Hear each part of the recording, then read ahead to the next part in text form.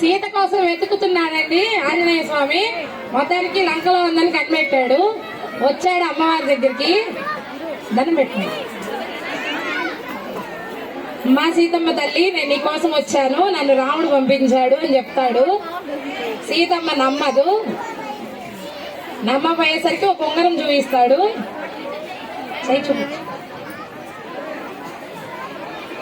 తీసుకొని నమ్మిద్ది. ఇప్పుడు సరే అని తన గాజు తీసిచ్చిద్ది. రాముల వారు ఎలా ఉన్నారని కుశల ప్రశ్నలు వేసిద్ది.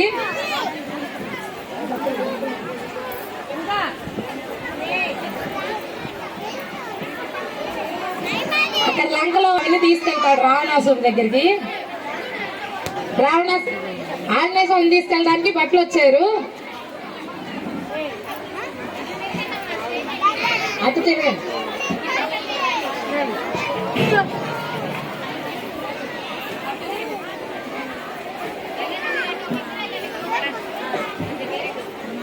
వెళ్ళొచ్చు. ఆంజనేయ స్వామి బలం ముందు ఆ బట్టలు అందరు కింద పడిపోయారు. అయినా